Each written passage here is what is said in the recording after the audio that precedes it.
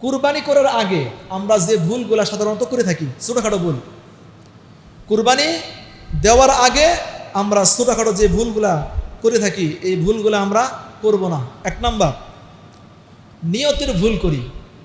এক নাম্বার আমাদের মাঝে নিয়তের ভুল, যে আমরা অনেক মানুষ এমন দেখা যায় যে এখন মেয়ে বিয়ে দিছি, এখন মেয়ের জামাই আছে, আত্মীয় স্বজন আছে, এই জীবন তো পূর্বে জীবনে কোনোদিন কুরবানি দেই নাই, তো এখন মেয়ে বিয়ে দিছি, এখন যদি কুরবানি না দিই কেমন দেখা যায়, আত্মীয় স্বজন আছে না, এইরকম মনোভাব যে না এই বছর দিমই, মেয়ে বিয়ে দিছি, জামাই আইসা কই বসবো, কার কাছে যাব, এই নিয়তে অনেকেই কুরবানি দেয় মনে মনে এরদা রাইখা। এইভাবে নিয়ত করলে, এই নিয়তে কুরবানি দিলে কুরবানি হবে না। নিয়তকে আপনি আপনার সহি করতে হবে। বুখারী শরীফের মধ্যে আসছে এক নম্বর হাদিস, বুখারী শরীফের প্রথম হাদিস, ইন্নামাল আমালু বিন্নিয়াত। আপনার প্রত্যেকটা কাজ, আমার প্রত্যেকটা কাজ নিয়তের উপরে নির্ভর করবে।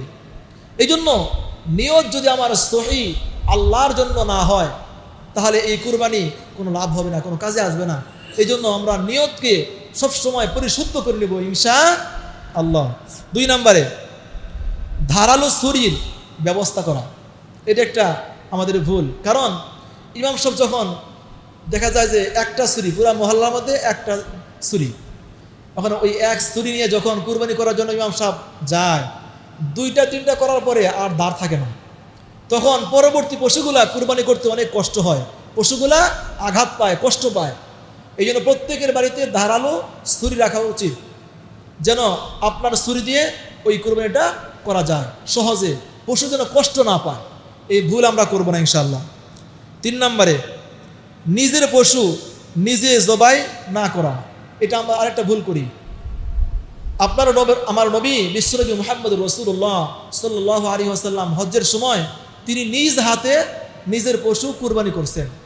হ্যাঁ, আপনি যদি না পারেন, অপারক, দোয়া পারেন না বা পদ্ধতি জানেন না, তাহলে আলেমকে দিয়ে, যে ভালো জানে তাকে দিয়ে করাবেন, কিন্তু নিজেরটা নিজে করা সবচাইতে উত্তম। 4 নাম্বার, সকল ভাগদারের নামের লিস্ট করা। এই যে একটা ভুল, আমরা যখন দেখি অনেক সময় যখন কুরবানির সময় হয়, একটা লিস্ট করে 7 জনের 5 জনের একটা লিস্ট কইরা যে কুরবানি করে তার সামনে হাতে এরকম কাগজ ধরায় দেয়, এই নামগুলা পরে এরপরে কুরবানি করে।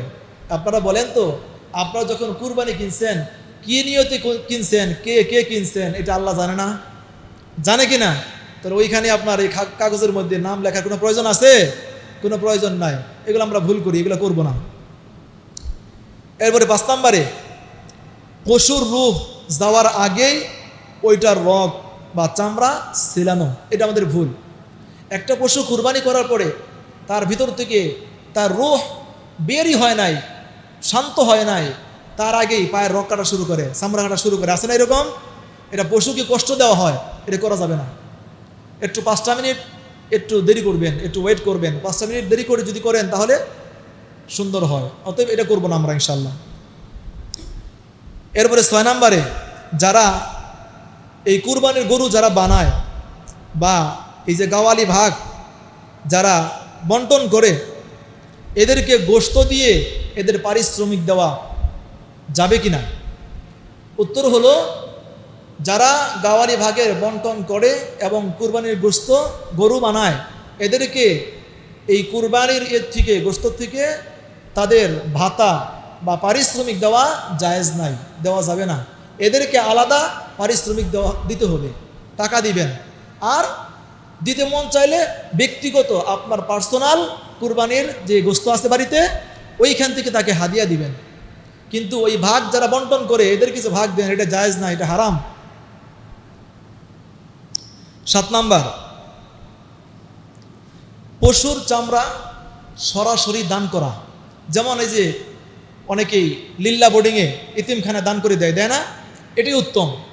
একটা পশুর চামড়া একটা ইতিমখানায় দান করে দিবেন, এটাই উত্তম।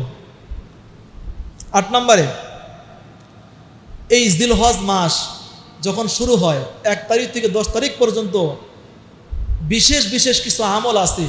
আমরা তো দেখা যায় এই আমলগুলা করি না। আমল না করে আমরা আমাদের কুরবানির পশু কিনা নিয়ে আমরা অনেক ব্যস্ত থাকি না? কিন্তু জিলহজ মাসের 1 থেকে 10 তারিখ পর্যন্ত গুরুত্বপূর্ণ সুন্নতের 11টা আমল আছে। ওই আমলগুলো আমরা করার জন্য চেষ্টা করবো ইনশাআল্লাহ। তো আমরা এই কুরবানি দেওয়ার আগে এই 7টা ভুল আমরা ইনশাআল্লাহ করব না। আল্লাহ যেন আমাদের সকলকে তৌফিক দান করেন, বলেন আমিন।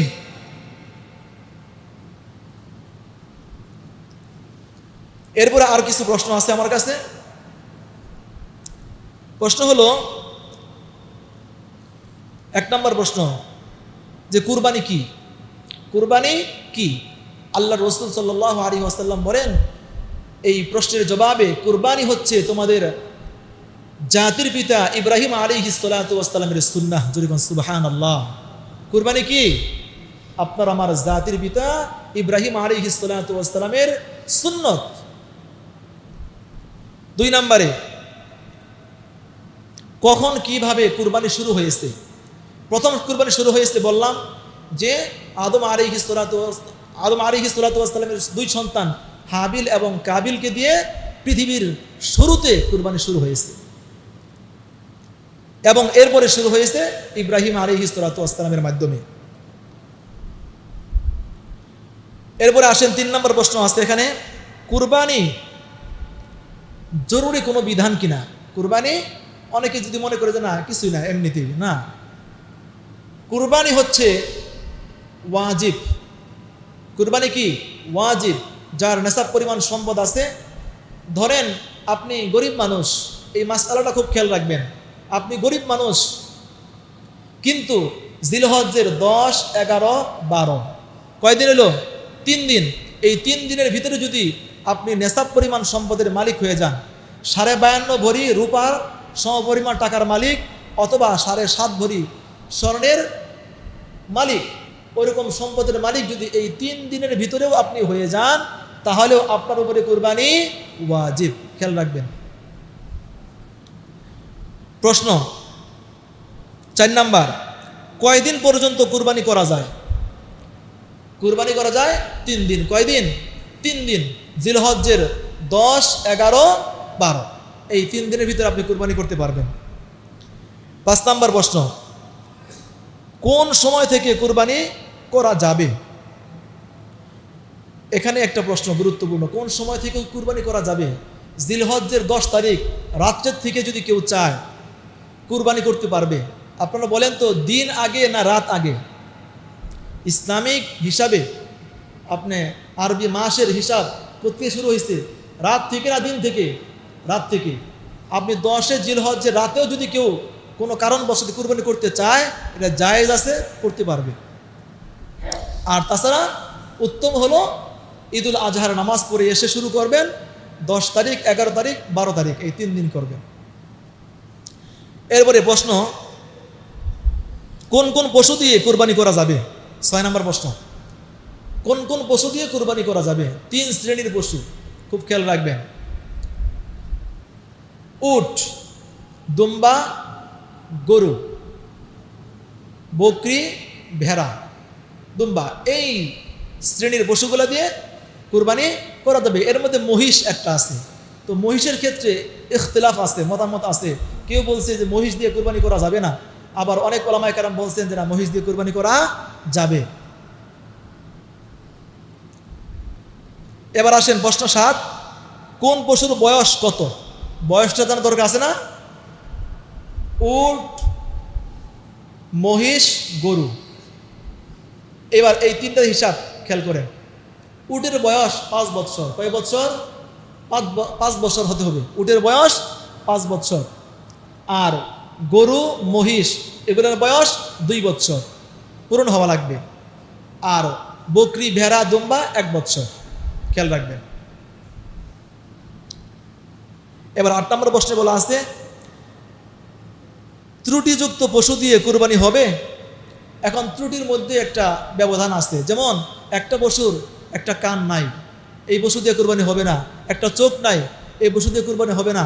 1 পা দিয়ে হাঁটতেই পারে না, এই পশু দিয়ে কুরবানি হবে না। হালকা ত্রুটি থাকলে, শরীরে হালকা দাগ, ওইটা সমস্যা নাই। মানে এগুলো থাকলে, বড় ধরনের সমস্যা থাকলে, একটা শিং একবারেই গোড়ার থেকে উঠে গেছে, এটা তো হবে না। কান একটা একদম কাটা সম্পূর্ণ হবে না, চোখ একবার একটা দেখেই না, অন্ধ হবে না, পা হাঁটতেই পারে না, এটা তো হবে না। এবার 9 নম্বর প্রশ্নে বলা আছে যে পশু কেনার পর যদি ত্রুটি দেখা দেয় তাহলে কি করবেন? আপনি পশু কিনছেন কিন্তু এরপরে দেখলেন যে পশুটা বড় ধরনের সমস্যা, তখন আপনার কাজ হবে ওই পশুটা আপনি বিক্রি করে দিবেন, বিক্রি করে আপনি ভালো একটা পশু কিনবেন, এটাই উত্তম। 10 নম্বর প্রশ্নে বলা আছে কুরবানির দিন হাঁস মুরগি জবাই করা জায়েজ আছে কিনা? হ্যাঁ, জায়েজ আছে, তবে না করাটাই উত্তম। 11 নম্বর প্রশ্ন কুরবানির পশুর সাথে সেলফি, নতুন একটা প্রশ্ন, খুব খেয়াল করে শুনেন যে কুরবানির পশুর সাথে সেলফি তুলে ফেসবুকে দেওয়া যাবে কিনা? এটা নতুন, বর্তমান যুগে নতুন একটা প্রশ্ন, এটা যুবকরা বেশি করে। ধরেন কুরবানির পশু কিনছেন, সার কিনছেন বড় একটা, এখন ওটার সাথে সেলফি উঠা মোবাইলে ওটা ফেসবুকে ছাড়ে, এটা সারা যাবে? সারা যাবে না, এটা ছাড়বেন না, এই ভুল কাজ আপনারা করবেন না। প্রশ্ন 12 ভাগে কুরবানি দেওয়া যাবে কিনা? হ্যাঁ, ভাগে কুরবানি দেওয়া যাবে, তবে উত্তম হলো, সবচাইতে উত্তম হলো একা দেওয়া। আল্লাহ রাসূল সাল্লাল্লাহু আলাইহি ওয়াসাল্লাম তিনি দেওয়ার জন্য বলছেন এবং সাহাবায়ে কেরামদেরকে দিয়ে দেওয়াইছেন, কিন্তু উত্তম হলো একা দেওয়া। কেন? আপনি 5 জন 7 জন ভাগি দিলেন, এই 7 জনের সকলের হালত এক হওয়া লাগবে, সকলের মন মানসিকতা এক হওয়া লাগবে, ইনকামের টাকা, যেই টাকা দিয়ে কুরবানি করবেন ওই টাকাটা হালাল হওয়া লাগবে। তাহলে অনেক বড় একটা পেরেশানি না? এই জন্য যদি পারেন একটা বকরি দিয়ে হলেও একা কুরবানি করবেন, আর যাদেরকে ভাগি নেবেন এদের সাথে পরামর্শ করে নেবেন, ভাই আমরা কুরবানি করতেছি আল্লাহর জন্য, আমাদের সম্পদ যেন হালাল হয়। এরপরে কোনো পরিবারের কয়েকজনের ওপর কুরবানি ফরজ হলে তাদের পক্ষ হতে একজন দিলে হবে কিনা?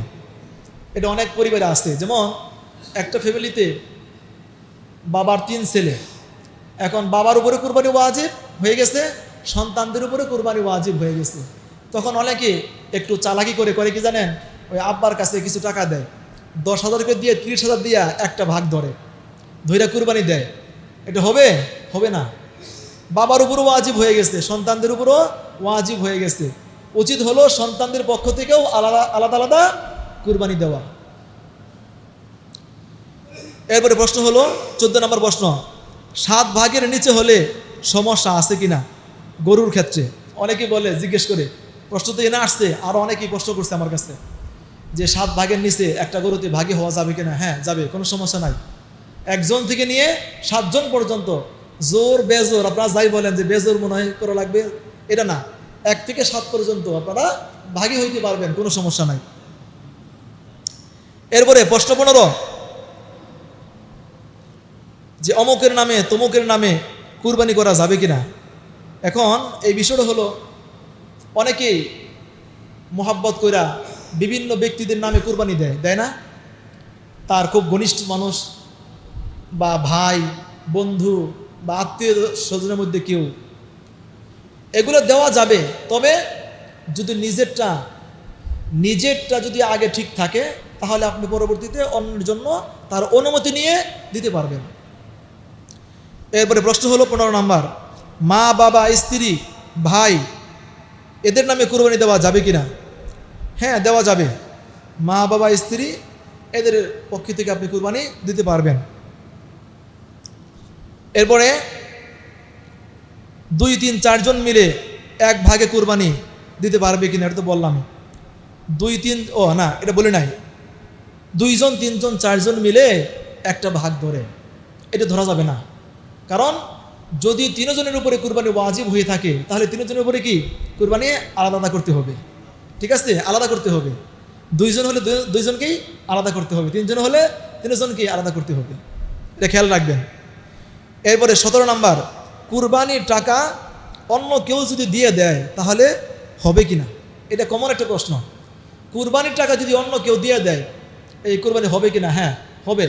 তার কাছ থেকে যদি আপনি তাকে দেওয়ার মতো যদি আপনার সামর্থ্য থাকে যে হ্যাঁ আমি এখন তোমার কাছ থেকে ধার নিলাম, হাওলাত নিলাম, আমি তোমাকে কুরবানি পরে দিয়ে দিব, হ্যাঁ কুরবানি হয়ে যাবে, দেওয়া জায়েজ আছে। এরপর হচ্ছে 18 নম্বর প্রশ্ন টাকা হাওলাত করে কোরবানি করা যাবে কিনা? হ্যাঁ, যাবে। এরপরে ঋণগ্রস্ত ব্যক্তির জন্য ঋণ দেওয়া উত্তম নাকি কুরবানি দেওয়া উত্তম? এটা একটা কমন প্রশ্ন। আপনি এমনটা ঋণ আছেন যে আপনার ঋণের কারণে আপনি খুবই চাপের মধ্যে আছেন, আপনার ঋণটাই বেশি গুরুত্ব, আপনার কুরবানি দেওয়া লাগবে না, আপনি আগে ঋণ দিবেন। এরপরে হচ্ছে 20 নম্বর প্রশ্ন, কুরবানির সুন্নত পদ্ধতি কি? কুরবানির সুন্নত পদ্ধতি, অনেকে আছে কুরবানি করতে চায় কিন্তু সুন্নত পদ্ধতি জানে না। কুরবানির পশুটাকে শোয়া কেবলার মুখ করে যে কয়েকটা রগ কাটার জন্য নির্দেশ করা আছে, শাহরগ আছে, কণ্ঠনালী আছে, শ্বাসনালী আছে, এগুলা স্পষ্টভাবে কর্তন করতে হবে। দেখবেন অনেক জায়গায় একজনে বিসমিল্লাহ বলে কুরবানি শুরু করে দিল, এরপরে কসাইরা আইসা ওই গলার মধ্যে ছুরিদা ঘাওয়ায় না, এরকম এটা কষ্ট দেওয়া হয়, এটা হবে না। যে কুরবানি করবে তাকেই ওই বিষয়টা শিওর হইতে হবে যে না, কুরবানি যে সুন্নত পদ্ধতি যে পর্যন্ত যাওয়ার ওই পর্যন্ত গেছে। এরপর প্রশ্ন হলো, কুরবানির ব্যক্তিকে কি নখ চুল কাটা? একটা কমন প্রশ্ন, যে কুরবানি দিনে কুরবানিদার ব্যক্তি তার হাতে পায়ের নখ চুল কাটতে পারবে কিনা? এটা একটা কমন প্রশ্ন।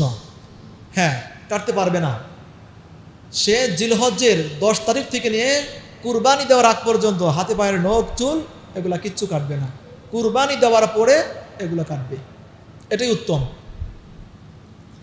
22 নম্বর প্রশ্নে, কুরবানির গোশত দিয়ে প্রথম খানা খেতে হয়, এটা কি সঠিক?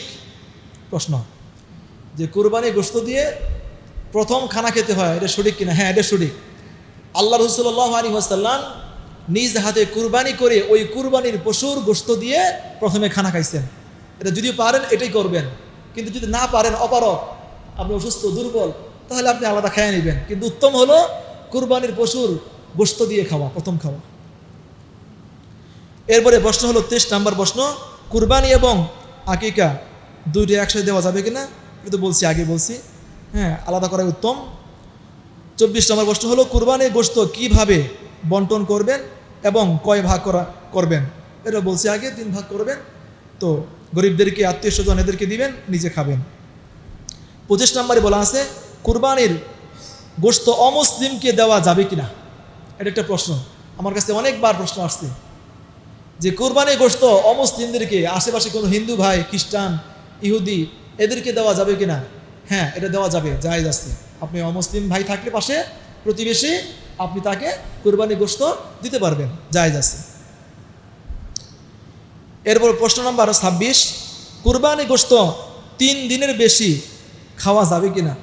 হ্যাঁ, খাওয়া যাবে। কুরবানি গোশত 3 দিনের বেশি আমরা খেতে পারবো, এতে কোনো সমস্যা নাই। আপনি শুটকি করেও খাইতে পারবেন অথবা ফ্রিজে রেখেও আপনি খাইতে পারবেন, কোনো সমস্যা নাই। তো ইনশাল্লাহ আমরা এই পদ্ধতিগুলো অবশ্যই খেয়াল রাখবো। যেই প্রশ্নের জবাব আমরা দিলাম, আল্লাহ তাআলা যেন আমাদের সকলকে সঠিকটার উপরে আমল করার তৌফিক দান করেন, বলেন আমিন। ওয়া আখিরু দাওয়ানা আলহামদুলিল্লাহি রাব্বিল আলামিন। আসসালামু আলাইকুম ওয়া রাহমাতুল্লাহ।